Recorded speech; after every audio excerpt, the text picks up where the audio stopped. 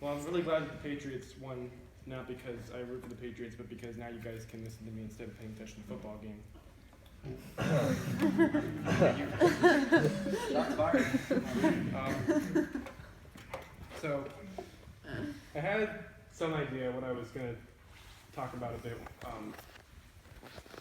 back when Chris was talking about this a couple months ago, but things changed in that time, and there's some stuff that I definitely had to bring up,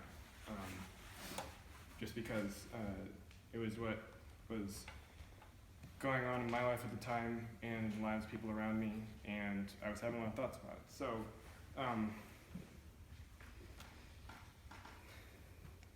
the inciting incident here is basically that a couple weeks ago, a somewhat distant cousin of mine was killed in a car accident. His name was Jack. He was 21 years old.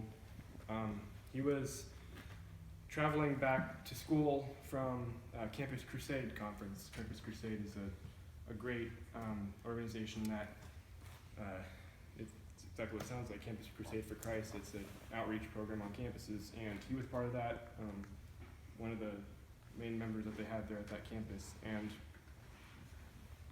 even though I didn't personally know him extremely well, I think I might have only met him 4 or 5 times, he was important to a lot of people that I do know and that my family knows, and it was hard going up to the memorial service because he had parents and 2 sisters. One of them was 8 years old, is 8 years old, and I have to admit that it filled me with a lot of questions, angst, because the whole thing was very sudden. It was a freak accident. No one else was even hurt in the accident, and he was the only one who was hurt. He died, and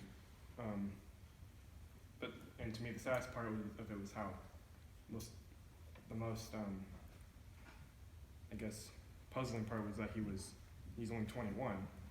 It's older than most of us here, but still young.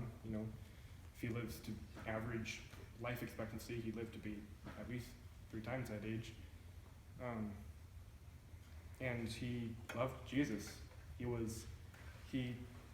I felt that he had more to offer to the world than what God had taken from him. And he gave a sense that his life was just incomplete. I think this kind of insecurity is something that everyone feels. It doesn't have to be inspired by a death. It can be anything in your life that's chaotic and uprooting and anyway, tragic. Because the first thing I realized was this could happen to anyone. God could take anyone right now. And I had questions for God. Why would you put people through this pain? And why take him when he had so much potential? So, that second question, though, made me think of this story that I want to share with you. So, Operation Alka was the attempt by 5 men. The names were Jim Elliott, Nate Saint, Ed McCauley, Peter Fleming, and Roger Youderian. 5 men attempting to evangelize the Alka tribe, which was a very violent tribe in Ecuador. And their actual name is the Huroning tribe, but they called themselves, and everyone knew them as the Alka tribe because Alka meant war. So they were literally the war tribe. They were violent, they were merciless, but these 5 missionaries were called to come and share the gospel with them. And they all had families. They were all young, they were all in their 20s. And on the 4th day after coming down there, Nate Saint was a pilot. He brought his plane down, and on the 4th day, I think it was, he told his wife he would radio them at 4:30, and that radio call never came. all 5 men were speared by the Huronyi tribe, and they weren't even found until days later, after no contact came, obviously. The craziest thing about this story is that it wasn't like they were helpless or something. They were all armed with pistols. They could have fought back. They chose not to because they were not going to kill the people that God had called them to come share the gospel with. Kind of reckless abandon drives a person to do that. Like I said, they all had families. Their mission was not supported by any missionary board. They had other options. They could have gone anywhere. God called them to this place in Ecuador. Now, it sounds like the story would end there, but the even better part was that it didn't. God used them for a greater good than they possibly could have imagined. When the news came out that these 5 Americans had been killed in Ecuador, Life magazine sent a team down to do a photojournalism story on it, and it got published and millions of people saw it, including thousands of Christians who were inspired by their work and their sacrifice to live their lives in a similar way. And what also happened was 2 of their wives, Elizabeth Elliot and the wife of Nate Steen, I forget her name, they took up the mission to Ecuador, and they succeeded that time. And the Huronyi tribe is now peaceful, and they follow Christ. And God used these 5 men for more good in their death than they possibly could have imagined in their lives. So, we'll put the first verse up there. This is Isaiah 55:11. This is one that Christian pointed out to me. So, this is Isaiah talking, obviously, speaking the words of God. So is my word that goes out from my mouth. It will not return to me empty, but will accomplish what I desire and achieve the purpose for which I have sent. They lived for God's glory alone, and that was enough for them. When God took them, they were ready for it. They had no complaints. Pastor at the memorial had a stimulating quote for me. It says, "Make sure that when it comes time to die, all you have to do is die." That's interesting to me because that's not easy to follow. Like, every day you have new regrets and new worries, and living without regrets and with one desire that influences everyone else, that's our goal. That's what it means to be a Christian. And if you'll put up this next verse, this is in Matthew 23:34. The important part is right here. He says, "Therefore I tell you, do not worry about your life, what you will eat, what you drink, or about your body, what you will wear. Is not life more than food and body more than clothes?" And he says that God feeds the birds, and we're more to God than birds. And then he says this, "Therefore do not worry about tomorrow, for tomorrow will worry about itself. Each day has enough trouble of its own." On its face, that simply seems like don't worry, but I think it also means don't have any need to worry. If you trust in God, you have no need to worry about anything. Because if the time comes that God has to take you, you don't have any regrets. You know what's up. You know where you're going.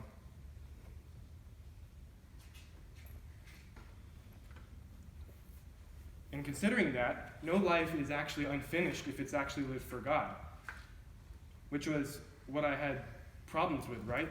Like, Jack was 21, had so much to give, he wanted to give more, and then just like that, he was gone. That could happen to any of us. You could go home tonight and you could die. Now here's the question, and here's the challenge. Are you ready to die tonight?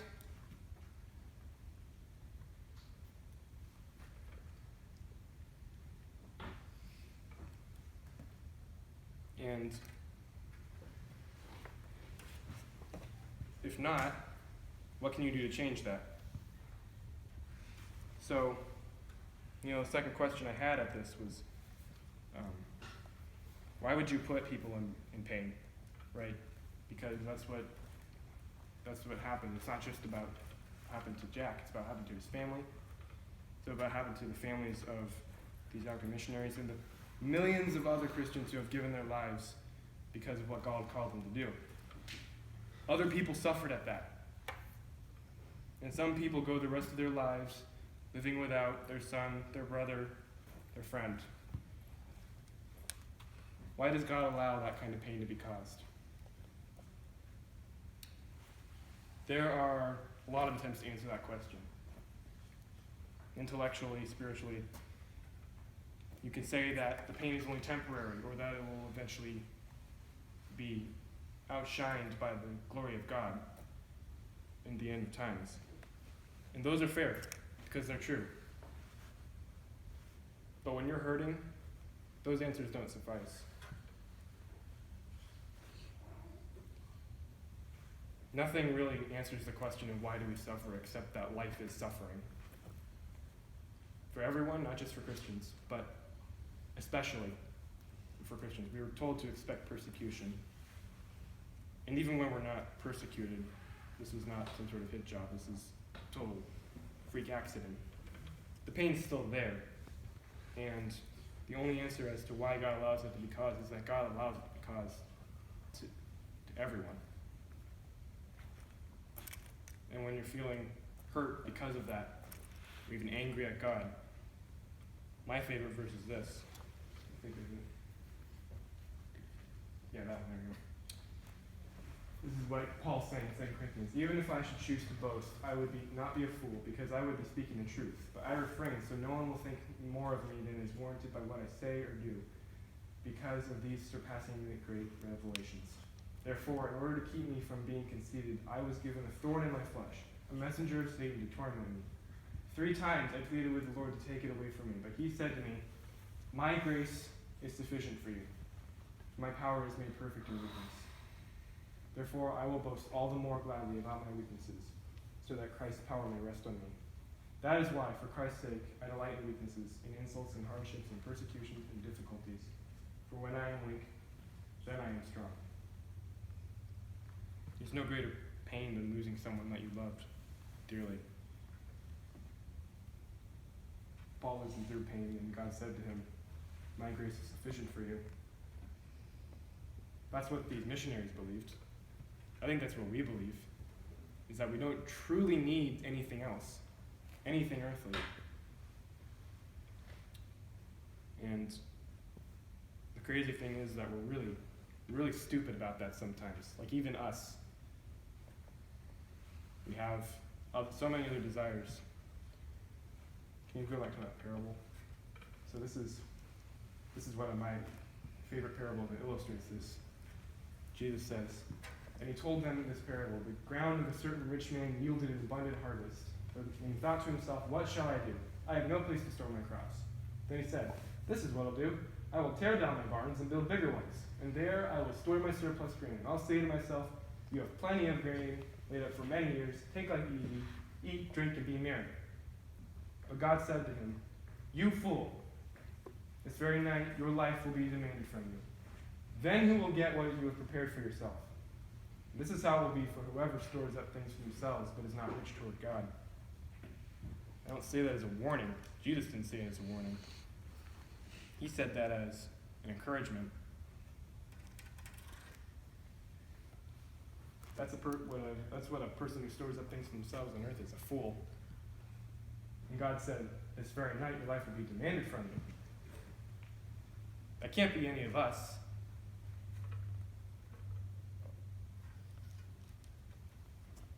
So I'm going to shift gears to this, but I'll get back to it. So this is something that I also had on my mind. I think heaven is a lot more than how we envision it, Because I think the cartoon illustration of heaven is of up in the clouds, in the skies, the pearly gates, and down below there's the red guy with the pointy ears and the trident and the cauldron and eternal suffering down below and eternal whatever that is up above.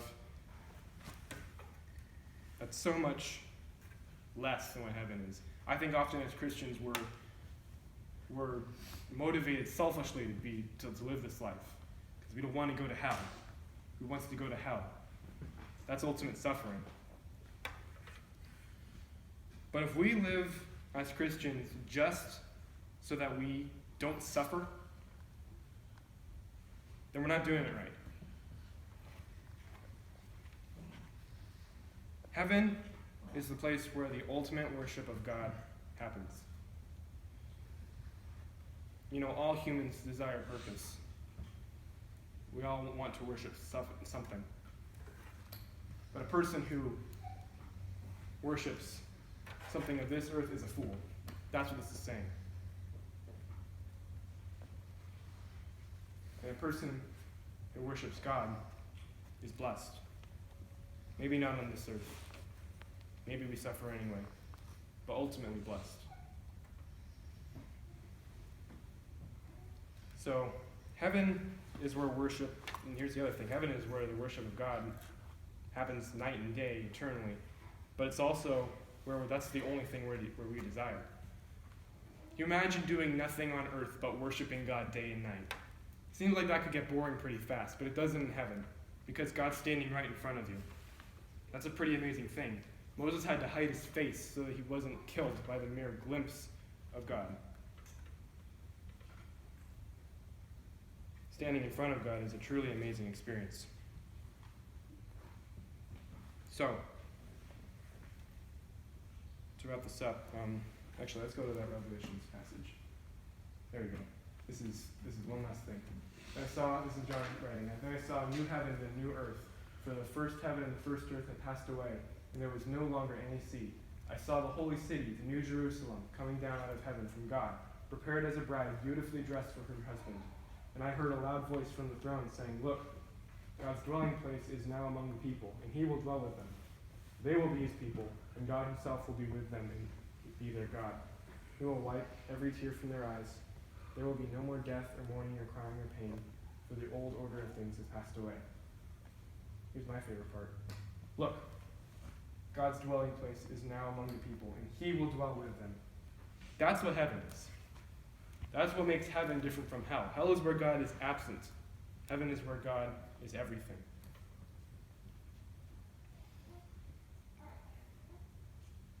So, to conclude this, I think ultimately, the best comfort that I can have right now is that promise of heaven. And I think that in heaven, not only is there the absence of pain and suffering, but there is the actual presence of the greatest thing that could possibly exist. And when we get to worship that being day and night, we actually desire to worship him. And I think our goal on earth is to align ourselves with our goal in heaven. Align our desires in heaven with our desires in God and on earth. So, the last thing I want to do is read this, and I think, here it is. I think all of us have heard this song before, and I didn't play the song, but I'm just going to read this, because this is the greatest promise that there is. Worshiping the undying glory of God in perfect communion with other believers. This is a song I can only imagine. These are the lyrics. I can only imagine what it would be like when I walk by your side. I can only imagine what my eyes would see when your face is before me. I can only imagine. Surrounded by your glory, what will my heart feel? Will I dance for you, Jesus, or in awe of you be still? Will I stand in your presence? To my knees will I fall? Will I sing hallelujah, or will I be able to speak at all? I can only imagine when that day comes, when I find myself standing in the sun. I can only imagine when all I will do is forever worship you. I can only imagine. It goes on, but that's the gist of it. So here's the final point. Like that pastor said, live life like you could die tomorrow, not because you will die tomorrow, but because you could. And when you do that, You rid yourselves of your desires on this earth, because if you're prepared to meet your Creator any moment, I think you'll help others get that same goal too.